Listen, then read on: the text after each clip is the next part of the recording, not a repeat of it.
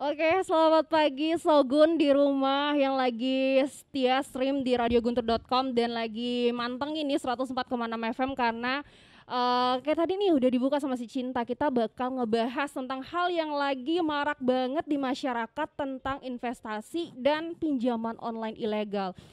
Di studio Gempol 38 ini kita sudah bersama dengan Kak Igusti Bagus Adiwijaya, yakni Kepala Bagian Edukasi dan Perlindungan Konsumen Kantor OJK Regional 8 Bali dan Nusa Tenggara. Selamat pagi Kak Adi.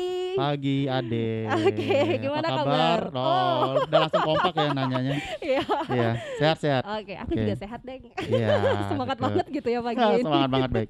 Oke, Kak Adi, Kak Adi nih dari OJK gitu kan ya. Betul. Nah, perlu juga nih kita perkenalan dulu gitu ya. Jadi kenalan karena masyarakat juga mungkin apa sih OJK? Hmm. Apa nih OJK? Jadi biar masyarakat juga tahu OJK ini seperti apa dan kenapa nih informasi-informasi pinjaman online dan investasi ini disampaikannya sama OJK gitu. Jadi Oke. boleh deh Kak di sharing dulu gitu. Iya, Sobat Guntur, Sogun ya istilahnya ya kalau di sini ini sebenarnya radio radio idola saya zaman dulu sih. Waktu masih SMA ya. OJK Otoritas Jasa Keuangan itu adalah lembaga negara. Jadi banyak yang nggak tahu OJK itu apa sih, apa BUMN atau apa enggak. Kita lembaga negara yang memiliki kewenangan pengaturan pengawasan terintegrasi terhadap seluruh sektor jasa keuangan, seluruh industri jasa keuangan yang ada di Indonesia. Jadi ada 3 industri jasa keuangan di Indonesia ini. Itu yang pertama perbankan, kemudian industri keuangan non bank, dan yang ketiga pasar modal. Kalau perbankan mungkin sudah pada tahu semua kan, udah pada tahu, contoh-contohnya udah pada tahu. Kemudian industri keuangan non bank ini banyak nih. Ada finance, kemudian ada perasuransian. Salah satunya adalah industri peer to peer lending. Nah, kalau kami di OJK itu menyebutnya peer to peer lending, tapi kalau masyarakat itu lebih taunya pinjol gitu. Jadi peer to peer lending ini salah satu industri jasa keuangan non bank yang kita awasin juga sebenarnya. Kemudian yang ketiga itu industri pasar modal. Jadi kalau di sini ada sobat-sobat semua yang pernah investasi saham atau obligasi, reksadana gitu atau main saham gitu, itu ada di pasar modal. Nah, itu juga adalah industri di bawah pengawasannya Otoritas Jasa Keuangan. Jadi kita itu tugasnya mengawasi dan mengatur ketiga industri itu, plus salah satunya lagi adalah perlindungan konsumen dari ketiga industri tadi. Nah, untuk perlindungan konsumen itu kita ada bagian edukasi gitu. Nah, jadi untuk biar masyarakat itu memiliki pengetahuan, memiliki pemahaman terkait dengan produk industri jasa keuangan yang kita awasin tadi, kita wajib untuk melakukan edukasi. Makanya kita ada di sini sekarang untuk melakukan edukasi seperti itu. Waduh, sepertinya kesempatan banget nih buat Adi. Bener-bener langsung dapat edukasinya dari Kak Adi hari Sip, ini ya. siap. Iya, akhirnya jelas nih ya. Ternyata OJK ini pengawas juga melindungi kita nih yang mau pakai gitu Betul, ya. konsumennya, betul. Melindungi konsumennya gitu. Jadi karena biasanya nih, kalau mau cari apa-apa, mau pinjam apa, mau investasi apa, lihat-lihat ada OJK-nya nggak di bawahnya. Nah, Betul. tapi itu kan masih emang ngapain sih OJK? Kenapa Oke. mesti ada logo OJK-nya? Emang Betul. kenapa gitu? Dan akhirnya sekarang dijelasin nih. Iya. Dijelasin berarti ternyata industri ini lagi diawasi. Memang kita yang ngawasi. Kali ini kita mau ngangkat topik tentang waspada investasi dan pinjaman online ilegal gitu ya Kak Adia. Nah, seperti tadi juga ternyata masyarakat nih masih awam juga sama istilah-istilah ini gitu ya, masih awam dan mungkin masih belum tahu nih yang mana ilegal, yang mana legal, terus yang mana nih yang aman untuk saya bisa pinjem dan yang mana yang nggak aman kayak gitu. Nah, mungkin melihat maraknya isu ini, gimana tanggapannya Kak Adi gitu? Oke. Sebelumnya saya disclaimer dulu ya bahwa semua produk investasi, semua produk industri jasa keuangan itu ada risikonya. Semua ada risikonya. Mau dia legal, berizin, apalagi yang ilegal itu semua ada risikonya. Tidak ada produk dari industri jasa keuangan itu yang nggak punya risiko. Cuma kan beda level risikonya. Ada yang kecil, ada yang rendah gitu, ada yang tinggi banget. Makanya kita kalau di investasi itu kita mengenal istilah high risk high return kan. Jadi makin tinggi risiko, returnnya makin tinggi juga gitu. Tapi kalau dalam investasi bodong itu kemungkinan terjadi high risk zero return gitu. Jadi dia risikonya tinggi returnnya malah nggak ada mungkin gitu. Nah Hmm. itu yang ilegal seperti itu. Nah masyarakat kita sebenarnya kalau sekarang nih anak-anak mudanya lebih gampang nih sekarang kalau Mhm. berinvestasi. Contoh kita bisa ambil contoh misalnya mau investasi saham nih. Mhm. Anak-anak muda sekarang itu tinggal pakai aplikasi aja itu udah bisa dia investasi saham. Kalau zaman saya dulu kan masih agak susah tuh pilihan Mhm. investasi itu orang mengenal investasi itu ya emas kayak gitu kan. Mhm. Kemudian tanah, rumah segala macam. Tapi kalau sekarang pilihan investasi itu udah sangat banyak. Banyak banget. Banyak Mhm. banget.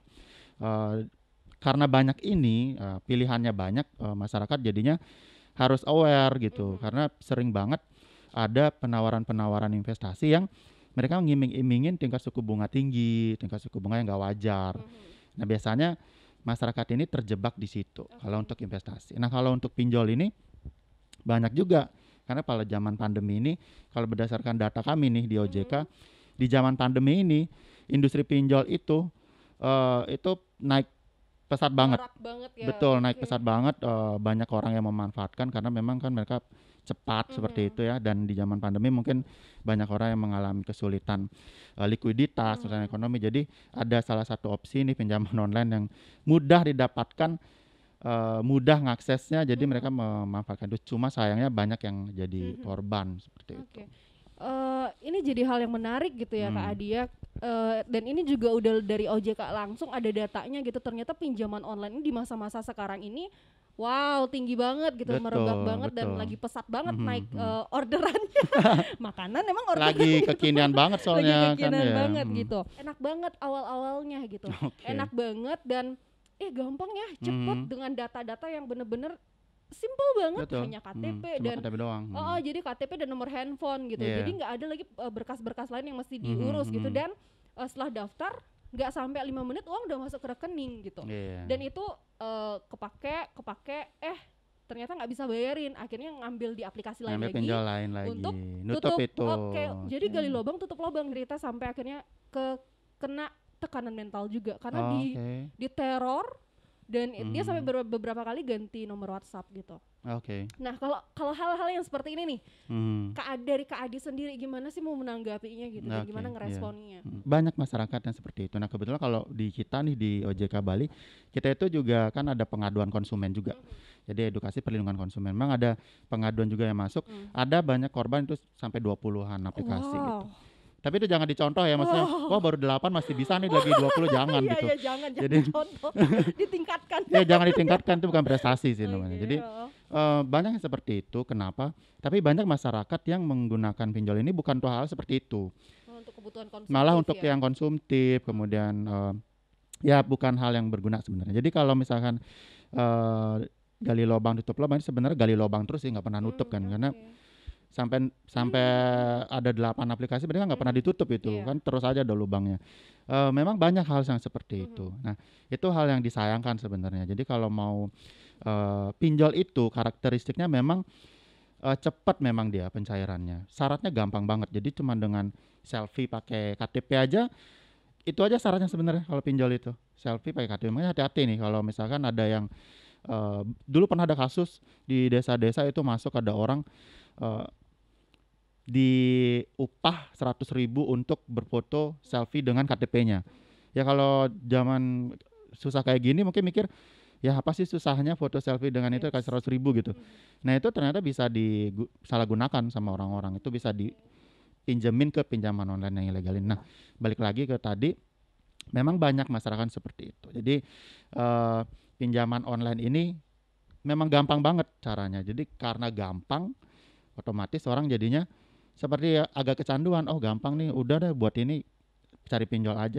Sebenarnya itu nggak salah-salah amat sebenarnya, tapi harus dipastiin dulu itu loh pinjolnya ini bener nggak sih, ini legal nggak sebenarnya pinjolnya. Jangan sampai nanti malah masuknya ke pinjaman online yang ilegal gitu. Makanya ujungnya kan tadi itu sampai diteror, sampai ada tekanan mental segala Mhm. macam. Itu yang berbahaya gitu. Oke. Kalau itu risiko kalau kita minjem di pinjaman online yang Mhm. ilegal. Jadi pasti diteror. Yang diteror nggak cuman orang bersangkutan loh. Mhm. Bener-bener Iya bisa sampai kan? keluarga dan bahkan Betul, rekan-rekannya dan betul. teman-temannya gitu. Karena kalau misalkan pinjaman online ilegal itu mereka biasanya aplikasinya mereka itu bisa mengakses kontak Kontak dan isi handphone. folder. Saya nggak tahu kalau misalkan Ade ini temannya Ade kayak gimana nih kasusnya. Karena banyak juga kasus terjadi itu sampai di share foto-foto yang lagi mantap-mantapnya dengan mantannya mungkin gitu kan. Lagi. Iya, jadi banyak yang kayak gitu sebenarnya. Itu Oke. risiko banget kalau kita Mhm. mau akses gitu minjem Mhm. ke pinjaman online ilegal kayak gitu. Mhm. Nah, boleh tahu deh Kak Adi, Hmm. gimana sih caranya kita ngebedain nih, yang mana sih pinjaman online legal dan yang mana pinjaman online ilegal gitu, biar kita Oke. juga mulai cermat nih Kak gitu, dan Shogun di rumah juga mulai, ih kira-kira pinjol yang kemarin saya pakai ilegal atau non Nggak legal gitu ya. loh. Udah Oke. mulai panik nih, panik nggak? Mulai Panik panik. nggak gitu? Panik nggak? Panik nggak? Panik lah, masa nggak gitu? Oh ya. Eh, Gini, sebenarnya gampang banget untuk mendeteksi pinjaman online ilegal gitu kan. Kalau kalau di OJK itu kita kenal istilahnya camilan. Jadi kalau misalkan Shogun mau minjam nih pinjaman online dan mau menginstal aplikasinya, pastikan mereka hanya bisa mengakses camilan, ya, kamera, mikrofon, location. Oke. Hanya itu yang kita Mhm. izinkan. Jadi pinjaman online yang legal, yang terdaftar atau berizin di OJK itu hanya boleh mengakses 3 hal tadi. Mhm. Kita singkat jadi camilan biar gampang Camilan, aja oke. ngingetnya kan. Kamera, mikrofon, location. Oke. Jadi pada saat kita nginstal, kemudian biasa kalau install nih, ada misalnya install apa nih, Instagram misalkan. Pas Pasti install ada itu pasti ada kan, notif. Instagram ini ingin mengakses kontak Anda gitu. Mhm.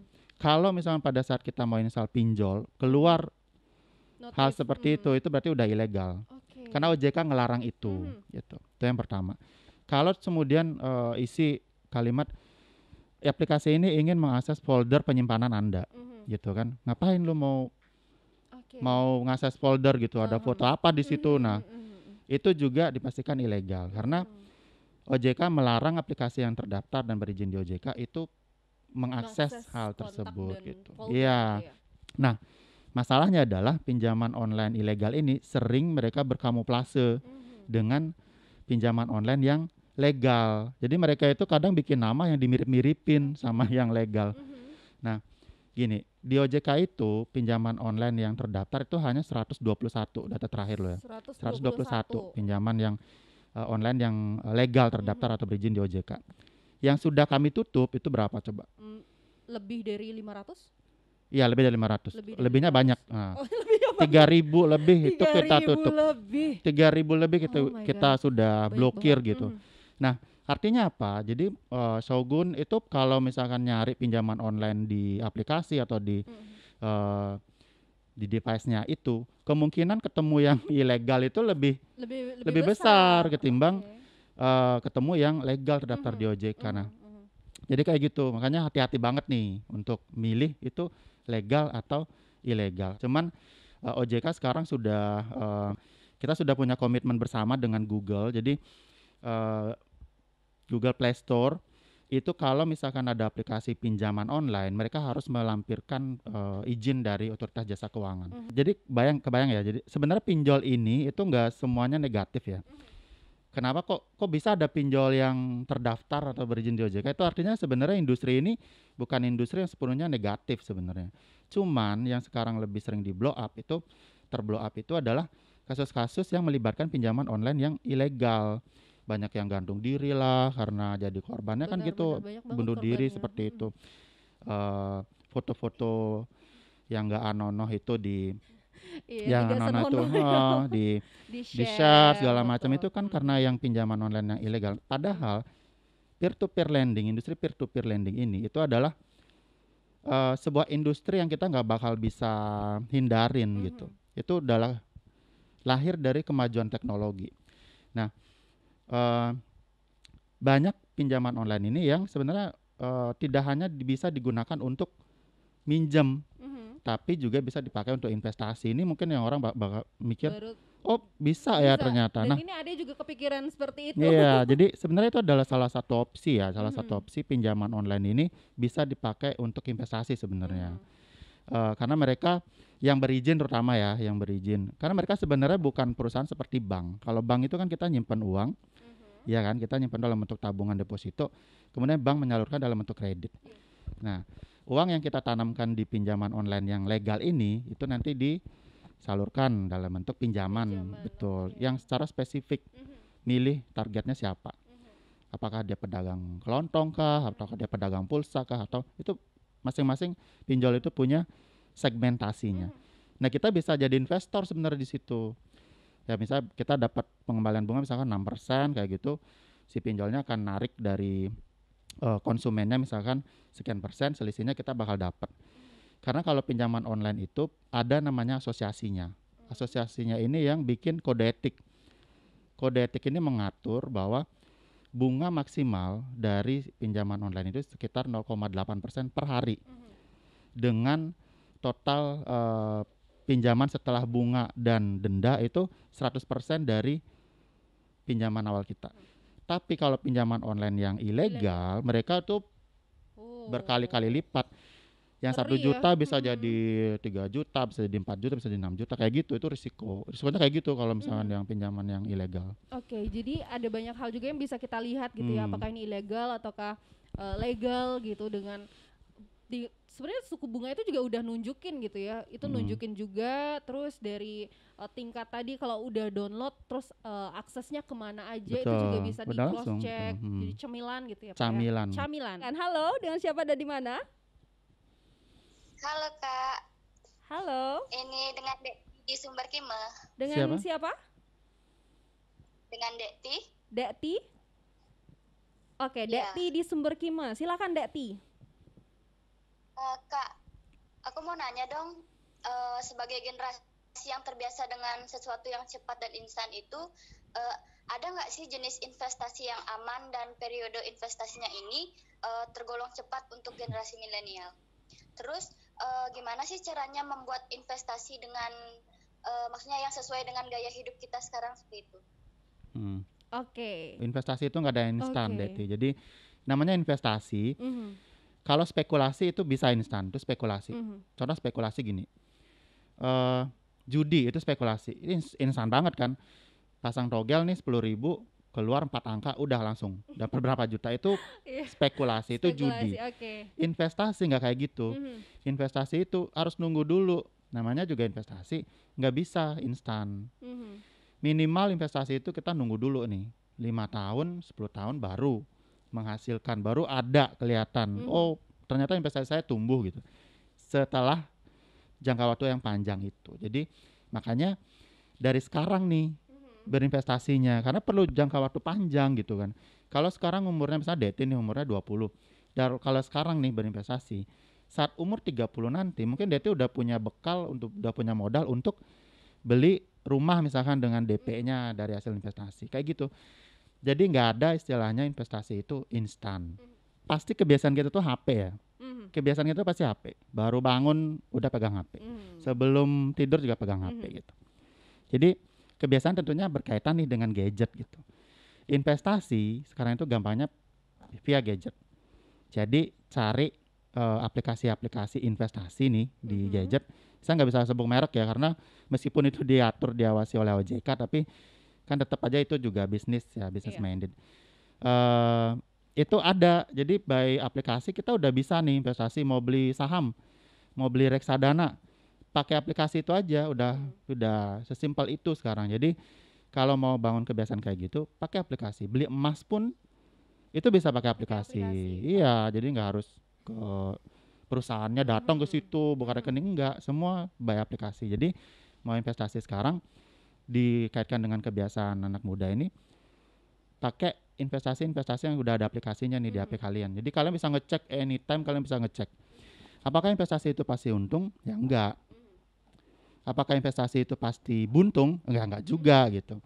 Investasi itu akan menguntungkan kalau kita dari awal sudah memitigasi semua risikonya. Jadi kayak misalkan mau investasi saham nih, oh saya mau beli sahamnya bank apa gitu, ya kita harus paham dulu banknya ini bagus nggak gitu, perusahaannya ini bagus nggak kita mau beli, kira-kira dia untung nggak perusahaannya ini, dia bisa going concern nggak. Setelah itu baru kita bisa meyakini, oh oke deh saya mau investasi deh untuk beli sahamnya bank ini gitu. Jadi untuk investasi itu yang harus kita pikirin. Kemudian kayak misalkan emas, kita juga harus berpikir bahwa sebenarnya kalau investasi ini kita mikirnya jangan untung dan rugi gitu. Itu konsep buat orang jualan sebenarnya. Sedangkan investasi ini bukan untuk jualan. Investasi ini kita menanamkan uang sehingga nanti di 10 tahun lagi uang itu bertumbuh. Nah, nilainya bertumbuh gitu. Jadi kalau mau investasi, banyak yang tanya juga kayak gini, Pak, kapan sih saat yang tepat untuk investasi gitu? Kapan saat yang tepat untuk beli emas? Misalkan nih mau investasinya emas. Saat yang tepat untuk investasi kayak gitu bukan pada saat emasnya turun, enggak. Tapi pada saat kamu punya uang. Percuma kan harga emasnya turun, kamu nggak punya uang, nggak bisa juga kamu beli gitu kan. Jadi intinya kamu harus punya uang dulu buat bisa investasi gitu. Jadi jangan nunggu waktu.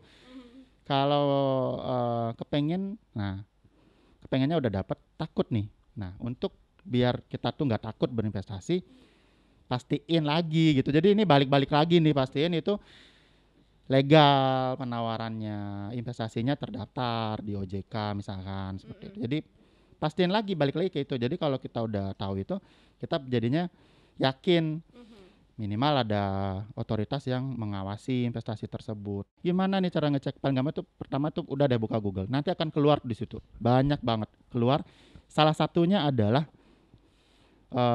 kontaknya OJK di situ. Pasti keluar.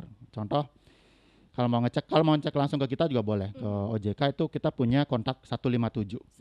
157 itu by phone. Jadi kita tinggal telepon. Atau kalau misalkan mau WhatsApp juga boleh. WhatsApp kita ada di nomor 081 157 157 157. Itu tinggal ketik aja, simpan dulu nomornya, kemudian WhatsApp di situ, ketik misalkan pinjaman online gitu. Nanti akan langsung muncul daftarnya, jreng, ini loh yang terdaftar. Daripada nanya misalkan, Pak ini terdaftar nggak di OJK? Mending saya kasih aja daftar 121 daripada saya harus nyari yang 3.000 gitu kan. Nih 121 aja, kalau nggak ada di 121 itu berarti ya udah gitu. Enggak Lebih gampang saya ngasih tahu kayak gitu. Jadi di WhatsApp 081157 157 157 itu udah bisa dicek. Kalau misalkan mau yang investasi bisa telepon di 157.